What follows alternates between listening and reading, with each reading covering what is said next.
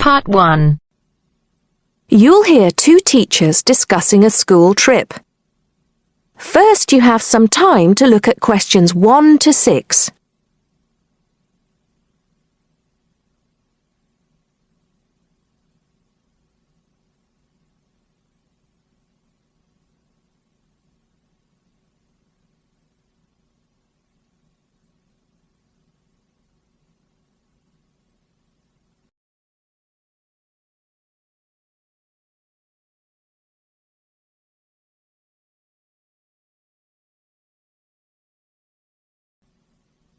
Now listen carefully and answer questions 1 to 6. Oh, there you are, Paul. Do you have a few minutes? Can we think about this year's school trip? Hi, Jean. Yes, of course. Have you got any ideas? I've been looking through some information, and I've brought a few leaflets with me. Here you are. Okay, thanks. Just remind me when the trip is. Next Friday. We'll be leaving at 9 and be back here at around 4, so we've probably got time to visit a couple of places. Let's see. What leaflet have you got there? Central Gardens. Looks like a nice place. It's open from 9 until 6, so we could go there anytime we wanted, really. What about there in the morning and then somewhere else in the afternoon? Farmers Market would be an option first as well, at least until they close at 1. Or we could try Grey Castle. That should be possible in the morning or in the afternoon. Oh, hang on. That's at the weekend. The last admission is at noon on weekdays. Greenhall says the same thing. Queen's Park opens at 8, so we could go there first.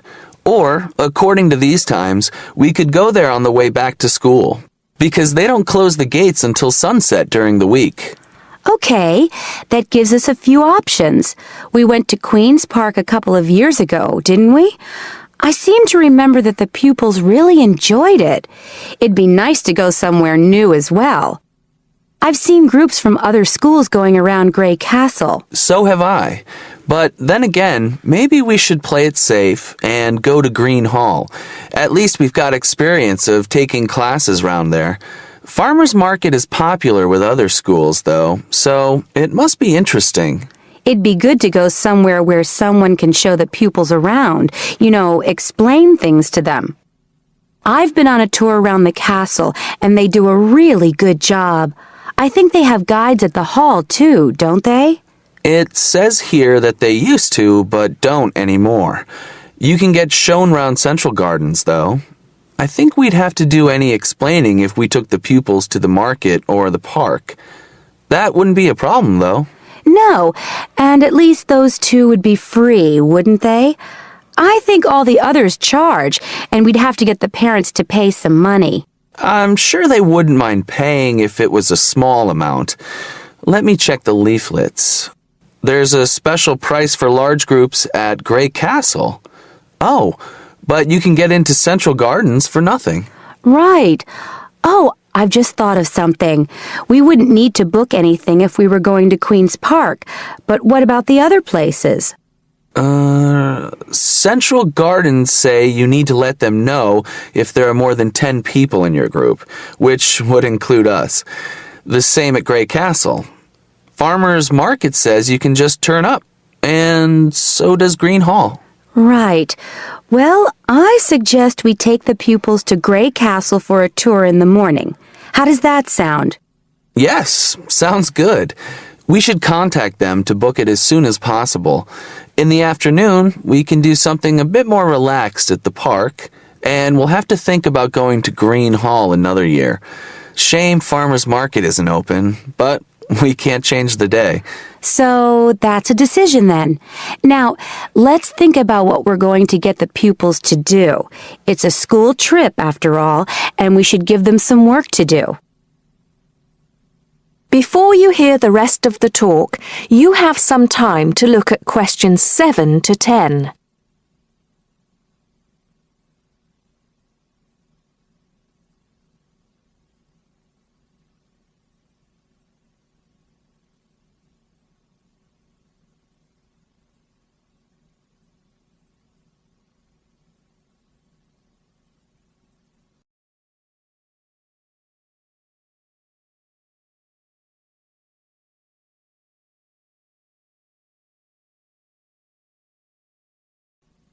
Now listen and answer questions 7 to 10. I think they should know something about the place before they go. That way they know what they're looking at, and they'll be able to write about it better when they get back. I'll put some information together to look at home and give them copies after the next lesson. Good idea. I'll write something for them to do as they're going round the place. We did a quiz last year, and that worked really well. I'll do the same kind of thing this time. Okay. Now, what about the travel arrangements? How are we getting there? What do you think? I remember one year Mrs. Jackson took her group by bus, and that was a complete nightmare. It's quite a long way, isn't it? We could hire a coach for the day, which is what we usually do, or there's the train. It's rush hour, though, isn't it? So it'll be really crowded. And it'll be more convenient for the rest of the day if we've got our own transport. Yes, we'll do that then. Anything else? Oh, we need to let the parents know what's happening. We could ask the office to call everyone. It would take too long with so many. I know when we send a letter home, there are always a few pupils who lose it, but not all the parents have email yet, so I don't think we have any choice, really. I'll write something and take it to the school office this afternoon. Right. I'll go and tell the pupils the good news.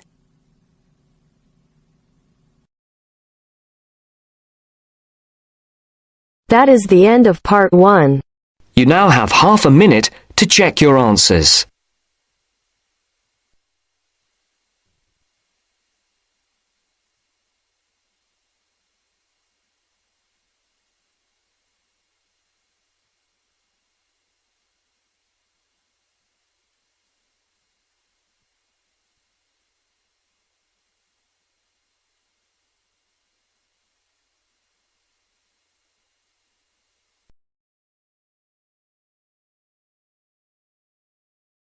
Now turns to part 2. Part 2. You will hear a talk by a wildlife specialist on a type of bird called a kiwi. First, look at questions 11 to 15.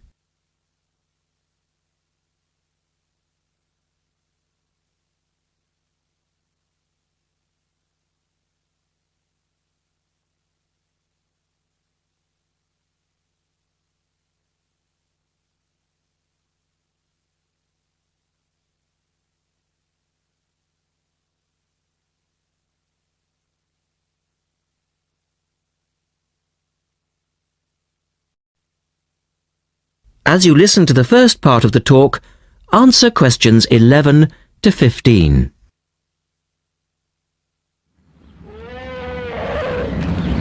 Ladies and gentlemen, welcome to Auckland Zoo on this sunny Sunday afternoon and to our special Kiwi fundraising event. My job is to tell you all about the amazing little Kiwi, and your job, hopefully, is to dig deep in your pockets. Now, for the benefit of our overseas visitors here today, I should explain first of all that the kiwi is the national bird of New Zealand, and sometimes New Zealanders themselves are known as kiwis. Now, while kiwis in the wild are a rare sight, the kiwi as a symbol is far more visible. Apart from being in toy stores and airport shops all over the world, you'll find them on our stamps and coins. The kiwi is the smallest member of the genus Apteryx, which also includes ostriches and emu. It gets its name from its shrill call, which sounds very much like this. Kiwi! Kiwi! Kiwis live in forests or swamps and feed on insects, worms, snails and berries. It's a nocturnal bird with limited sight, and therefore it has to rely on its very keen sense of smell to find food and to sense danger. Its nostrils are actually right on the end of its long beak, which is 1/3 of the body length. Now, here's an interesting fact. Although kiwis have wings, they serve little purpose, because the kiwi is a flightless bird. Since white settlement of the islands, Kiwi numbers have dropped from 12 million to less than 70,000. And our national bird is rapidly becoming an endangered species. This is because they're being threatened by what we call introduced animals. Animals which were brought to New Zealand, such as cats and ferrets, which eat kiwi eggs and their chicks. Now look at questions 16 to 20.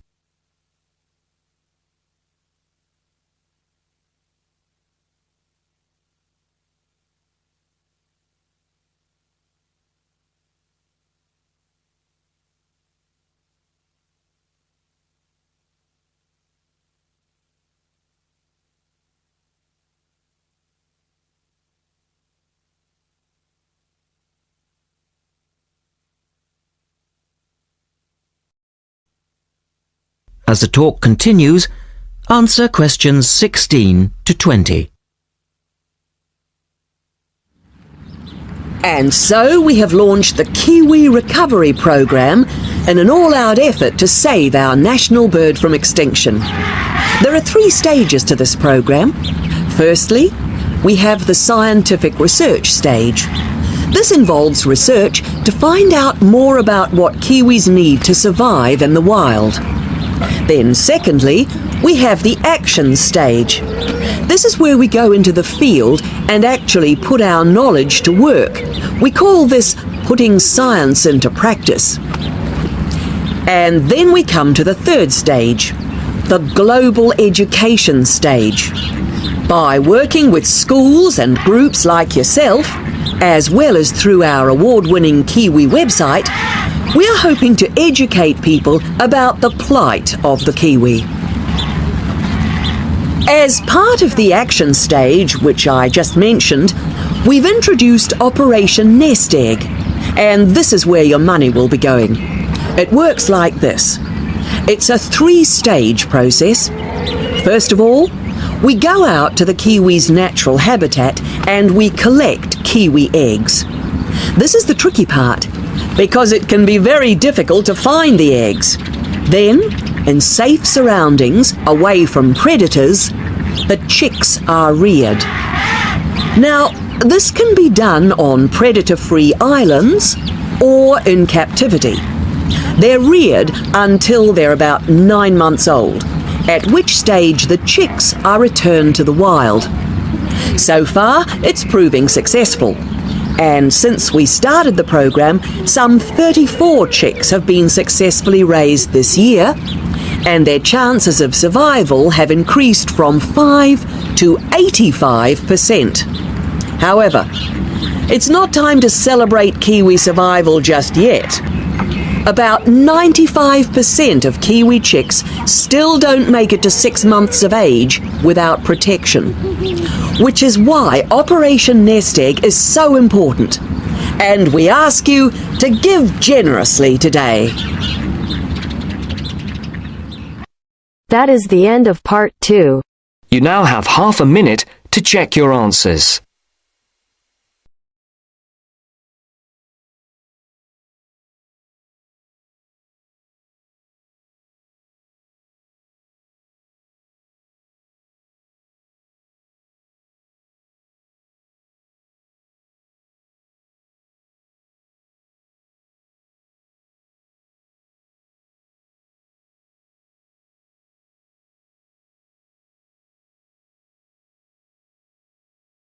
Section 3. In this section, you'll hear a conversation between Astrid and Henry about the lecture they've just heard. Now you have some time to look at questions 21 to 24.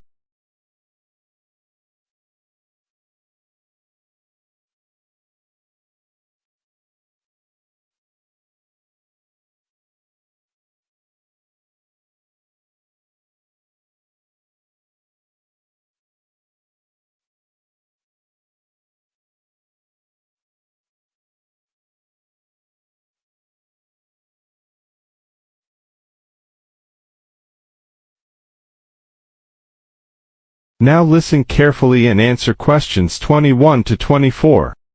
Henry, don't you think Dr. Adams' lecture was really very good? He could talk about the telephone directory and make it interesting. All his lectures are like that, Astrid. He's just one of those people. I wish we had him as our tutor. I bet you that he is very demanding, though. Boris is in his tutorial group and agrees that he is brilliant, but he puts them under a lot of pressure. But don't you think that's good? Perhaps. Anyway, he's interesting and rather funny. Did you take lots of notes in the lecture? Yes, actually I did. In fact, several pages. I didn't think I had taken so many. I was that busy listening to what was being said that I didn't take many notes. Can I photocopy yours? I don't think that's such a good idea. You won't be able to read my handwriting, and sometimes I write them in English and sometimes in Arabic. Now you have some time to look at questions 25 to 30.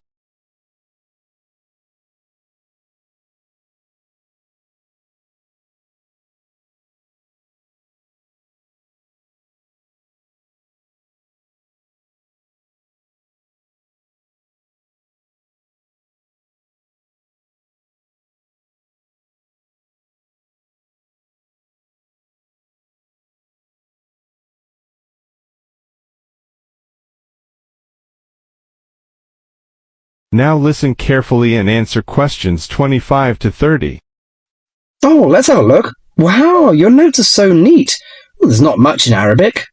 There is on this page. Yes, there is. Dr. Adams would be pleased to see this, especially given what he's talking about. Oh, don't you keep careful notes? Sometimes. It depends on the lecture. I don't think I'll forget Adams's lecture today, but some of the details will fade. I type up everything afterwards, so you can have a copy then, and you can fill in anything I've missed. I'm not so good on the broader concepts. I'm better when it comes to detail. Just what Adams was talking about. Well, I am definitely a detail person. I need to have everything written down before I can get the concepts clear in my head. And I am the complete opposite. I find all the detail clutters up my mind, and I get very frustrated, which was just what he was on about. He mentioned a book he had written. He mentioned several. The one on space and the individual. Yes, called My Space. It's on the book list. So it is. I think I'll get that out of the library, or get my own copy. Did you get what he said about spatial awareness? I didn't really. Yes, it was fascinating. I can't be as eloquent as Adams was, but I know several people who are frighteningly intelligent, but they have difficulty reading simple directions, even when getting to places that they know very well. I find that difficult to understand. Everyone learns the way to walk to the shops and things like that. You mean just the way people learn spelling? You know, people misspell words, make mistakes in countless areas of their lives, and going in the right direction is just the same. Remember what Adam said about the number of people who cannot tell left from right, north from south, and so on? Do you know which way is north? It's that way. You see, I couldn't have told you that. Really? I haven't a clue which way is which. That's why I'm always getting lost when I go out on my bike. And put me in a completely new place and I am totally lost. What about maps? Oh, I'm hopeless at reading them. But then you're brilliant at writing essays and getting all the ideas down in the right order, and I don't know where to start. Again, just what Adams was talking about. What we need to do is combine our skills. You teach me to cope with detail, and I'll teach you how to string concepts together. Okay, we can do that. That is the end of section 3. You now have half a minute to check your answers.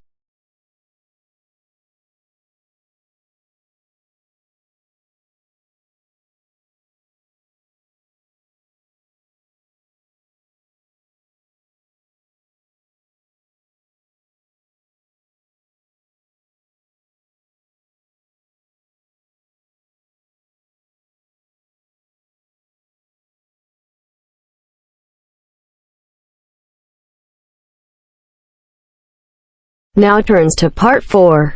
Part 4. You'll hear a teacher talking about several British art galleries. First, you have some time to look at questions 31 to 33.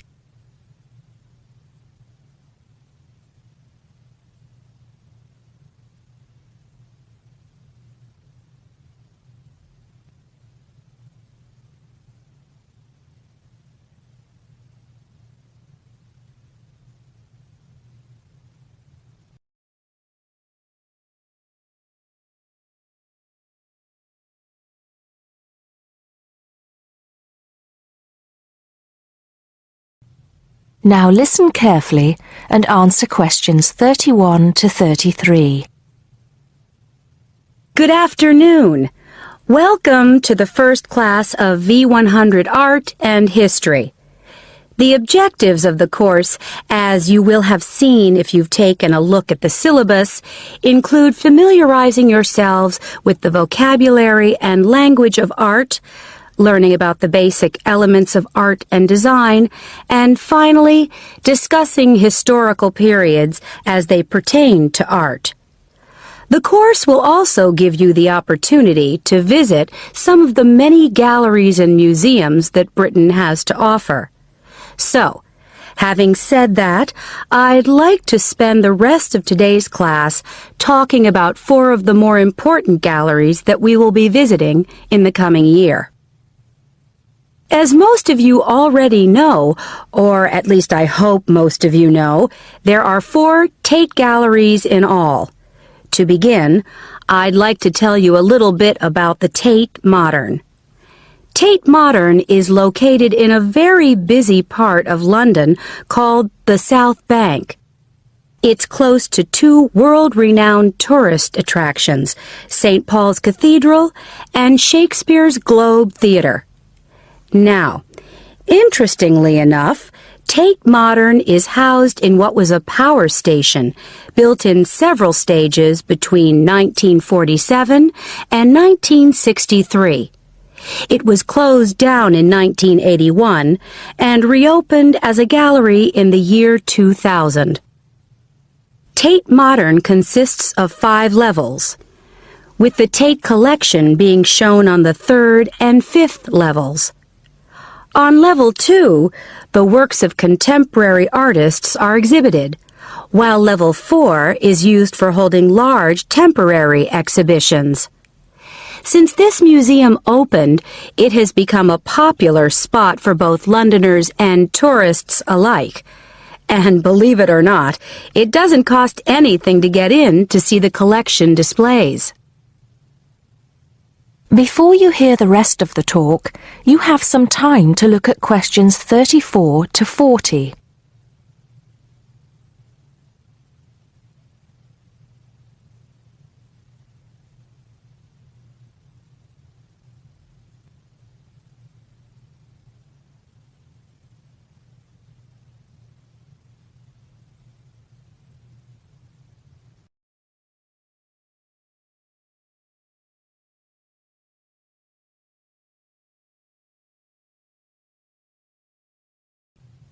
Now listen and answer questions 34 to 40.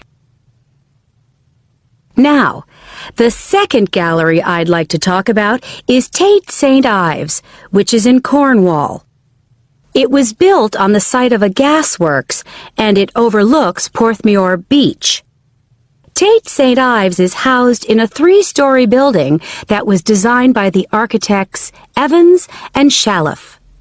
It was established in 1993, 7 years before Tate Modern was opened, and the gallery exhibits the works of modern British artists, including members of the St. Ives School, a group of artists living and working in the area from the 30s onwards. In later lectures, we'll be looking at the work of some of the artists who belong to that group and the ways in which they influenced each other. Okay, am I going too fast for any of you? No? Good. Next, I want to talk about Tate Britain, which is a gorgeous gallery situated right in the heart of Westminster. Tate Britain was the first of the 4 Tate galleries to open, and it was established in 1897. It was built on the site of an old prison, and when it first opened its doors, it was called the National Gallery of British Art. Later, it became known as the Tate Gallery, after the man who founded it, Sir Henry Tate. During its lifetime, Tate Britain has been damaged twice, once by floodwaters from the River Thames, and once by bombings during World War II. This gallery has an interesting range of exhibitions of historic and modern art from 1500 up to the present day. Now, the last gallery I'd like to tell you about is called Tate, Liverpool. It's not hard to figure out where this gallery is located, is it? It was opened in 1988 to exhibit displays from the Tate collection, and it also has a program of temporary exhibitions. Tate Liverpool is housed in what was once a warehouse, and for some years it was one of the biggest galleries of modern and contemporary art in the UK. Well, that's a brief overview of just a few of the galleries we'll be visiting. I'd like now to look in a little more detail at what you can expect to see in each of these galleries, starting with Tate Britain. That is the end of part 4. You now have half a minute to check your answers.